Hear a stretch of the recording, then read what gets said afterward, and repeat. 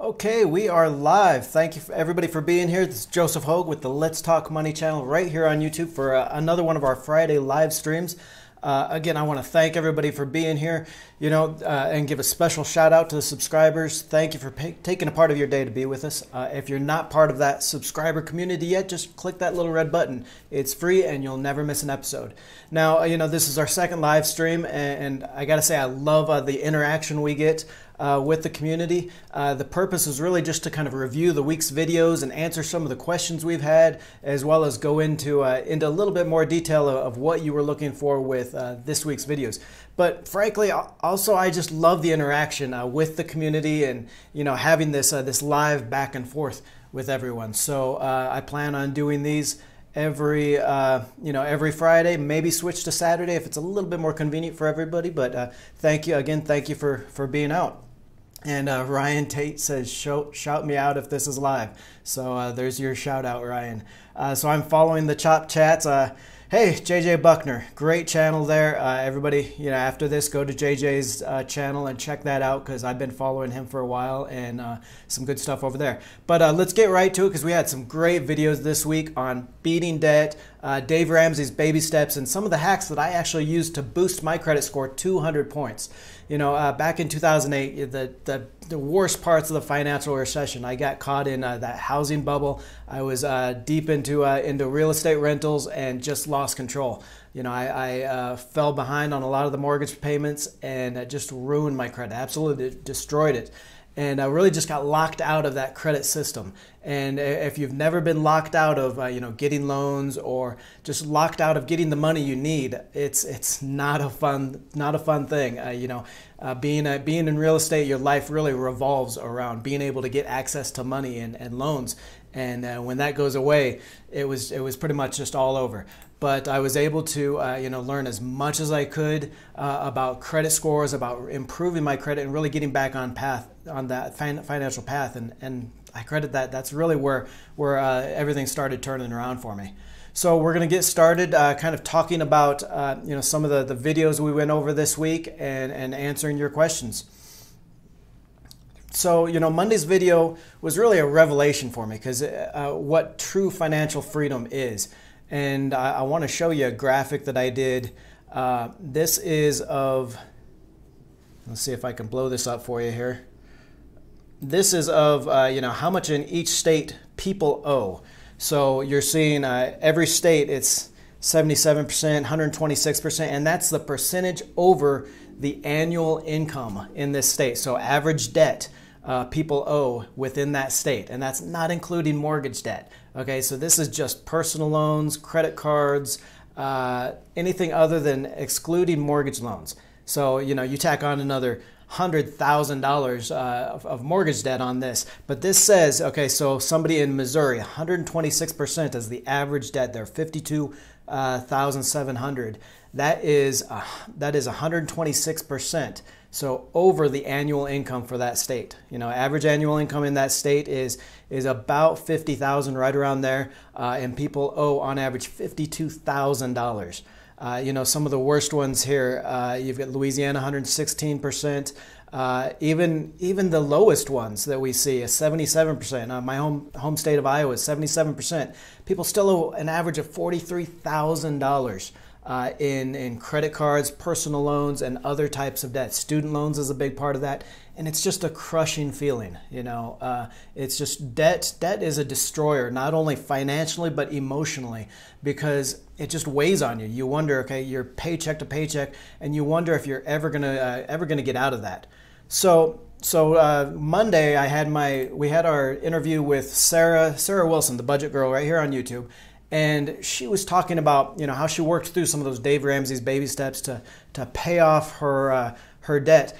And the revelation was when she was talking about the feeling she got from paying off that debt, and not even the whole debt, but just chunks of it. She paid off each debt, and the feeling she got. And it struck me, that's true financial freedom. We think about financial freedom as having so much money that we don't have to work, we don't have to do anything. But that's not, there's levels of financial freedom. And in my opinion, one of the best feelings, one of the best levels there is just paying off those debts, you know, working from that debt slavery really to where you don't have to stress out every single minute of every single day because you're in debt, because you're burdened, and really you're stuck in a job you don't like doing because you have no other options. So you know, that's really what I want to talk about is kind of some of those baby steps, ways to pay down debt. If you're unfamiliar with Dave Ramsey's Baby Steps, we'll go into those. So let me share another graphic with you. So this is Dave Ramsey's Baby Steps, and basically, you know, it's 7 steps to paying off debt and really kind of creating your financial future. And I like to work off of these. We'll get into some of the ways that I kind of disagree with them and think maybe you should, maybe you can do something else. And get some of these tags off here. And other debt payoff strategies that I've used that really work. And we'll get some comments and some things from you guys as well. Okay, so now one thing that I do like about baby steps is really that just they're so simple. They really are baby steps. You know, so Dave says to start off with an $1,000 emergency fund. And you know, emergency fund is so basic and so important, but most people kind of avoid it or just really neglect it. They don't want their money sitting in a bank account making no money, so they invest it thinking, well, I'll just pull that money out if I need it for an emergency. But the problem with that thinking is that, you know, you don't know when an emergency is going to come, and you might need that money. You might need that money, well, this week when the market is down 10% from the peak. So you might be forced to sell some of those stocks at a loss just for that money that you have to have for that emergency. But also it's just a good idea, just one more step in reassuring yourself that you have what you need. Now, that's actually one of the things I don't agree with Dave on this. He starts off with $1,000 emergency fund, and I think just because it's simple, it gives people a quick success that they can get to, and that's important. You know, reaching those milestones is important because it shows you that you can be successful and that you that you can keep on going, and it's motivating. But $1,000 really isn't enough. So, you know, he goes on to baby step number 2, which is pay off your debt. Well, it might take years and years. It might take decades to pay off all your debt, other than your home mortgage. And you're probably going to have an emergency, or, you know, not even necessarily an emergency, but something where you might need money fast, and it's going to be $1,000. You know, even a high deductible, high premium health insurance. High deductible health premium insurance is $1,350 for an individual or $2,700 for a family. So I would say at least start with that. You know, start with an emergency fund big enough that you can cover that high deductible health insurance premium. Okay, and you know, if you don't have an HDHP, it's a great plan. It actually gives you access to a health savings account, which is a great tax deduction, one of the best tax deductions you'll ever get. But you do have those higher deductibles. The premiums tend to be lower for that, but the deductibles are higher. So if you do need health insurance or health coverage, then you're going to pay a higher deductible, but you know, the premiums are lower, and it gives you access to that tax-free money. So I would start off with at least $1,500, or maybe even for an individual, or $3,000 for a family. So then Dave goes on to step number 2 is paying off your debt, and he uses the debt snowball method, which is actually kind of my preferred method as well. If you don't know, there's really 2 basic methods for debt payoff that a lot of people talk about. One is the debt avalanche, and the other is the debt snowball. And so we'll talk about the debt snowball. That's ordering your bills in order of amount, lowest amount first. So, you know, if you've got a personal loan that's $10,000, a car loan that's $15,000, and your home mortgage is $50,000, then you would order them in that order from lowest to highest, and you pay them off in that order. So you still make your minimum payments, but then you make any extra payments to those lowest amount debts. The debt avalanche, on the other hand, is you make extra payments. So you order your debts in order of interest rate, highest interest rate first, and then you pay off those highest interest rates first. Now, obviously what this does is by paying off those higher interest rates first, you're saving money. You're going to save money on interest rates. So technically, that debt avalanche method is the method that's going to save you more money. It's better financially because it's it's getting you a little bit closer to paying down that debt, because then you can use that interest that you would have paid on those other loans to make extra payments on these. But like I said, I like this debt snowball method because you know what it is? It's a huge motivator. You pay off those lower debts faster, and it just, like I said, it tells you that you can be successful. You've reached another milestone, knocking another debt off of your list, and it's hugely motivating. And that's really what most of us need, right? When we're going to pay off our debts, we need that constant motivation that we can be successful and that that we can do it. So I would recommend the debt snowball method as well. But just remember that other method, the debt avalanche method, is available if you want to save more money on interest. Now, then he goes on to baby step number 3 is 3 to 6 months of expenses. So this is really making a larger emergency fund. And 3 to 6 months used to be the old the old rule of thumb for emergency funds, and that's 3 to 6 months of expenses. So what you spend in a month, all of your necessary expenses. Now, like I said, I would start off with a little bit more in that baby step number 1, at least a $1,500 or $3,000, and depending on how much that is for your expenses, because that $1,000 really isn't enough. Now there is some disagreement with the 3 to 6 months as well. It used to be 3 to 6 months, probably cover you pretty well. Then we had the 2008 recession, and people were unemployed for longer than they ever had been before. A year, 2 years. And when they did finally were able to get back to work, it wasn't at the same wage. So a lot of people are saying even longer, 6 to even 9 months of expenses in an emergency fund. I would say you're probably still safe with maybe on the high end of that 3 to 6 months, so 5 or 6 months. And what I like to do is kind of create kind of a bond ladder with my emergency fund, because nobody likes to see their money sitting in a savings account earning basically less than inflation. So what you can do is put most of it, maybe 4 months, in very liquid money market accounts that are earning basically inflation, so you're not actually losing money, and then have maybe another 2 or 3 months in a short-term bond fund, or something else that's very high-rated bonds. You obviously don't want to go out into stocks. You don't want to go out into junk bonds, which can be tempting because it's a little bit higher rate. But you don't want to go into those because, like I said, the market falls and you need that money. Well, all that money is not there.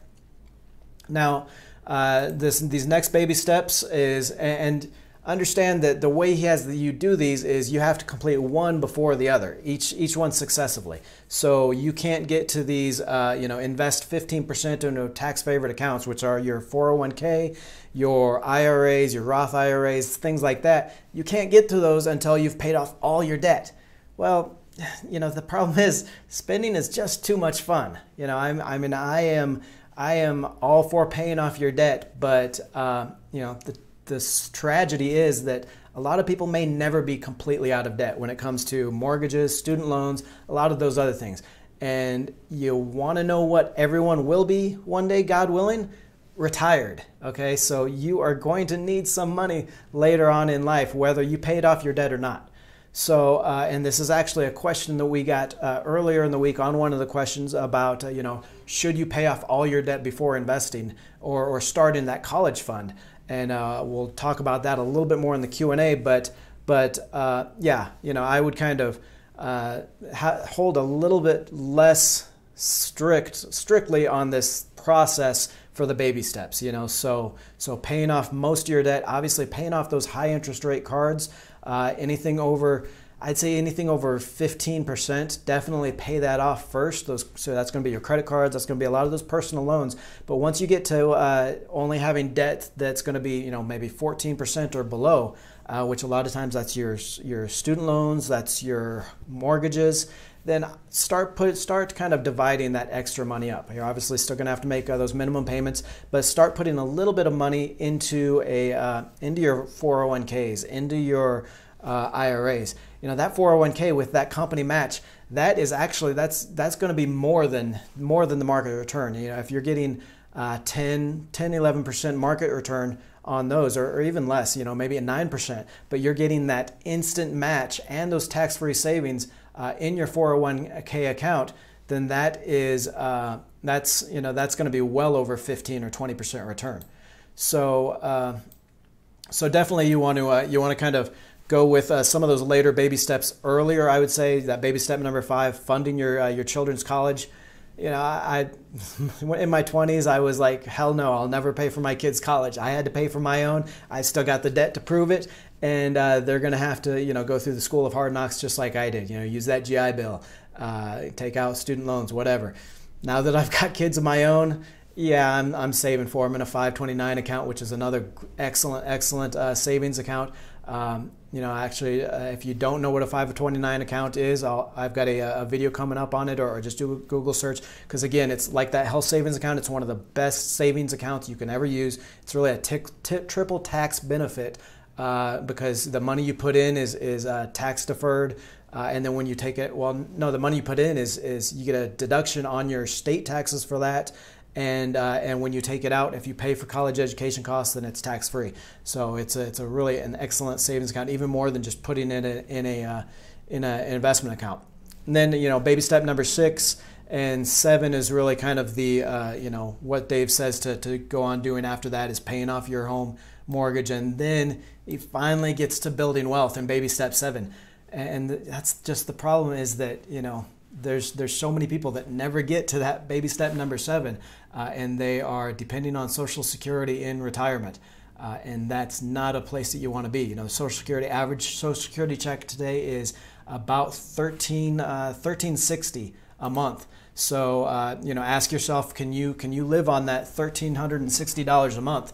And if the answer is no, which it's no for most people, then you really need to start thinking about investing and what you're going to do, what you're doing with your money today, instead of waiting until you pay off debt and all those other dreams. So that was really what we talked about with Sarah, what she was talking about. And again, go back and watch that video, because it really is inspiring how she paid off more than $30,000 in debt, and just how she talks about it, that feeling of coming out from the burden from each debt, not even being debt free yet, but just paying off each debt, and how that felt, and what kind of financial freedom that meant to her, paying off that debt. Now our Wednesday video was those credit score hacks that I used to raise my score by 200 points. And again, if you've never had bad credit before, folks, it's a place you don't want to be. My score bottomed out at 560 in 2009 after really destroying my credit. And I really learned a lot of the things that your credit score is used for that maybe you don't know about. I know a lot of people say, well, if I'm going to be debt free, why do I need credit? Why do I need a credit score? And it's because that, it's because that frankly, your credit score is used for a lot more than you might imagine. And it goes into everything from getting, we'll switch to a couple graphics here, getting approved for rent. Obviously we all know that, getting a mortgage is important to have a good credit score, have that credit score above 680 or 700, which is kind of prime lending, get those better rates. But your landlord, anytime you fill out a rental application, that landlord is going to look at your credit score and your credit report, and they're going to make a judgment based on that, right or wrong. If you're looking to work in finance or banking or any of those professions where you're going to be using money, they're going to pull your credit report, and they're going to look at your all the stuff on your credit report and your credit score, and that could keep you from getting a job.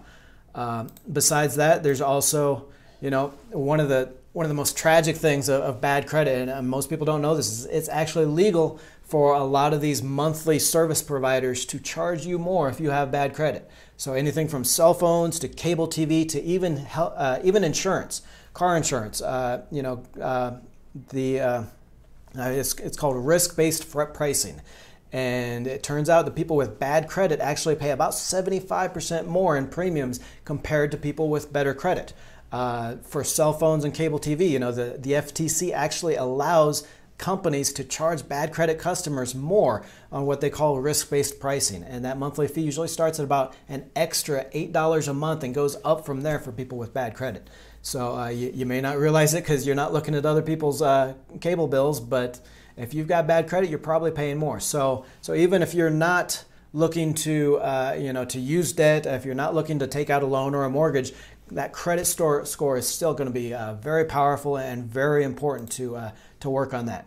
So I wanted to go over just a couple of the credit score hacks that I use to boost my score over the last few years. I've actually got an 805 FICO now, all the way from that 560 back in 2009, and it was a long process.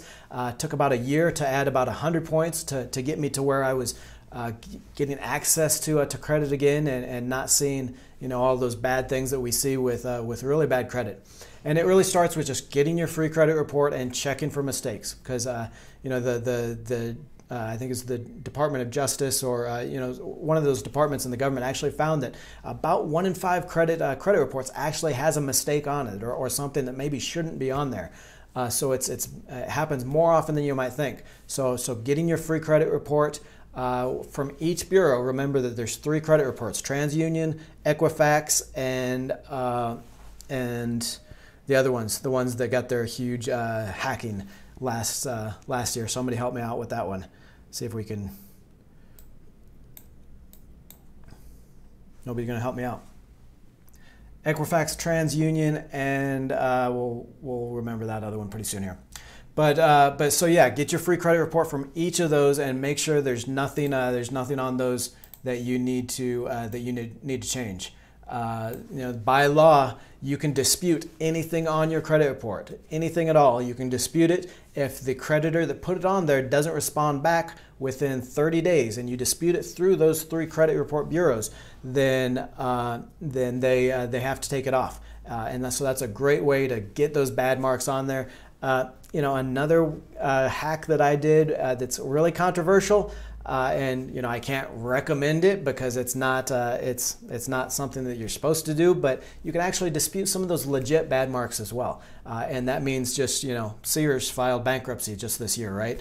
Well, Sears has more to worry about than that missed payment you had on a Sears card 5 years ago.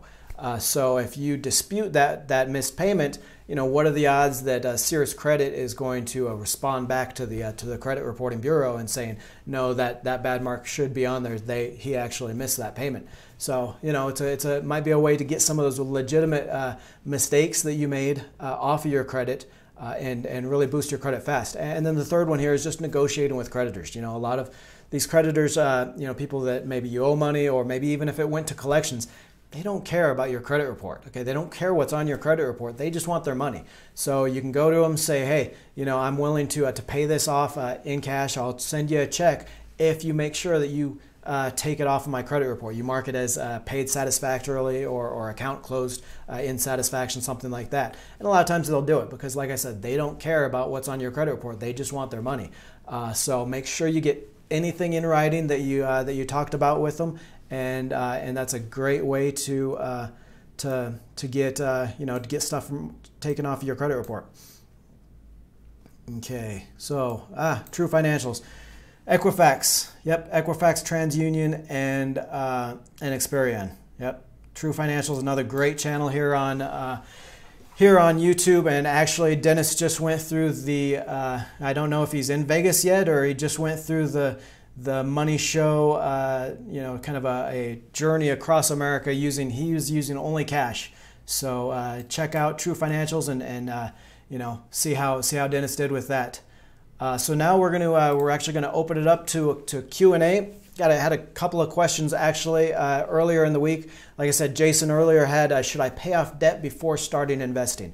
And as a equity analyst from my professional days and always big into investing, this one kind of hurts me a little because you hear that and you just know that people are never going to get around to investing. It's just too tempting to shop.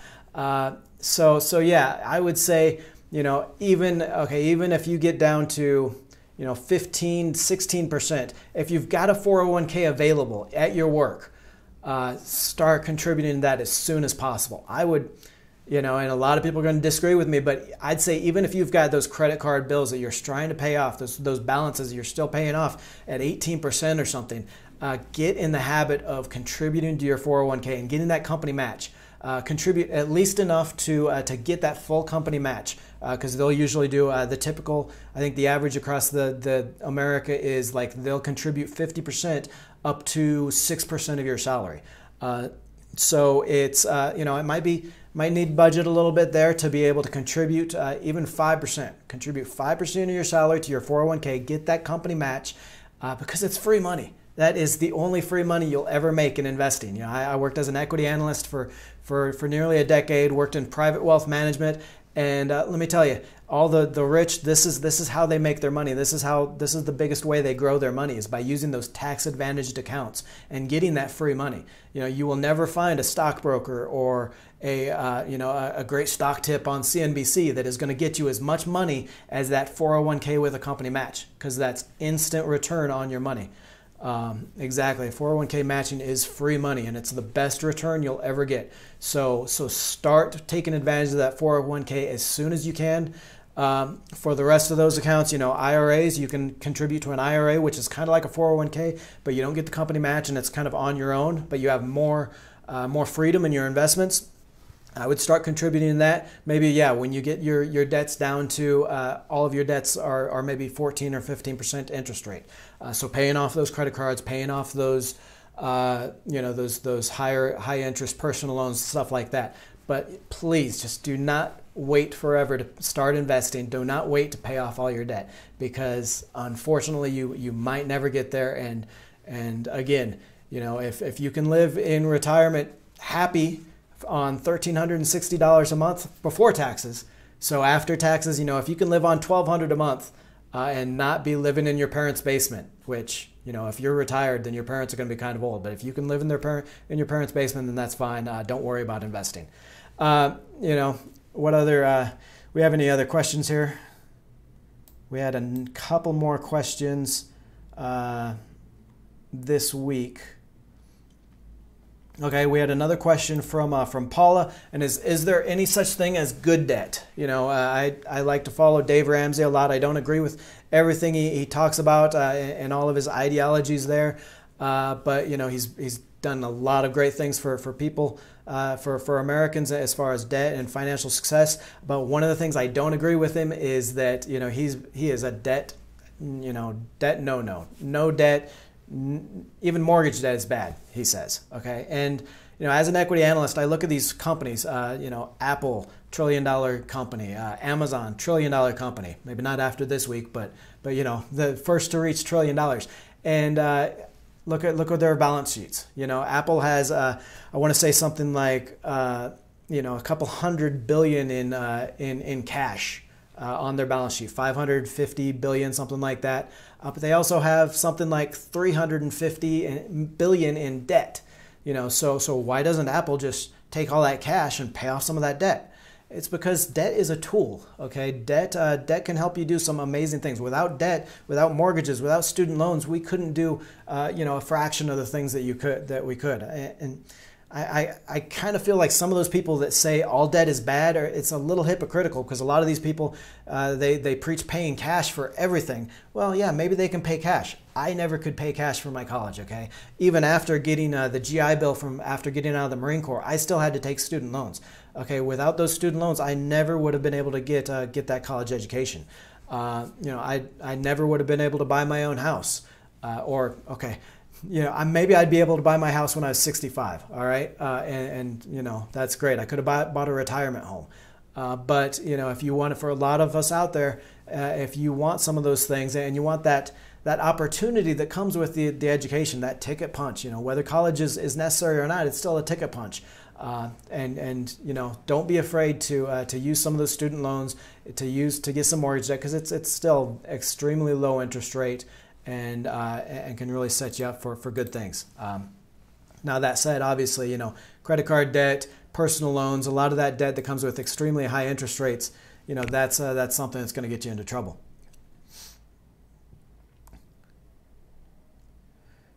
Started investing in the stock market since some things are on sale. What are your thoughts? Okay, so Cam Headable says he's tempted to come down a little bit off paying off his house and start investing in the stock market since some things are on sale. And I hadn't planned on talking a lot about the stock market. We did that in last week's live stream about getting into some of those safety investments, and it turns out it was pretty timely because we all know what happened with the market this week. Like I said, if you look at the mortgage debt or your rate on your mortgages, I'd say if it's under, even 10, 12%, 14%, put a little bit towards the stock market, and that's not to say because the stock market is cheap right now. That's just to say because you're investing, because you need to get started investing. But you still make those extra payments on your house if you can.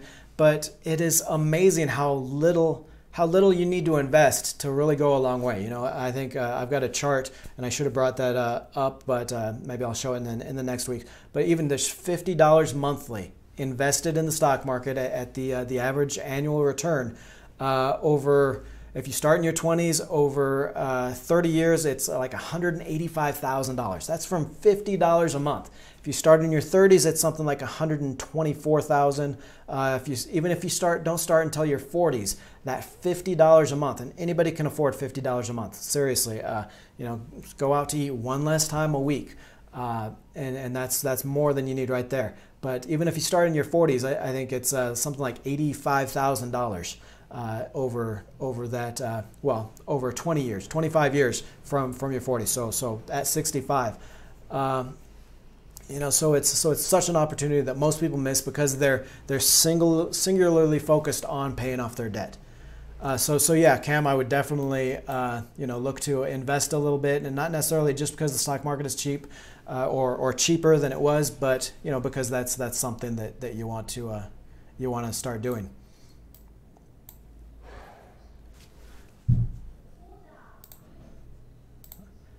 Okay. All right. If there's no more questions, I'm going to go ahead and call it for this week. I want to thank everybody again for being a part of our live stream, our second live stream. We've got a really special live stream planned next week. I'm actually going to take you through my investing strategy that helped me beat the market without really timing the market over the last 10 years. That includes the stock market crash. I was able to book an average of 12% plus a year on average versus the annualized return of about little under 9% for the stock market through that 10 years. That's including the stock market crash. And it's really just about investing on your goals, not investing on what the stock market's doing right now or what some Yahoo on CNBC is doing, what buttons he's pushing and yelling, scream, you're buy. It's really about setting your goals and setting the stocks to match that. So I'm going to share that in our next week's live stream. That's going to be next Friday at 5:55, 5:55 Central, 6:55 Eastern.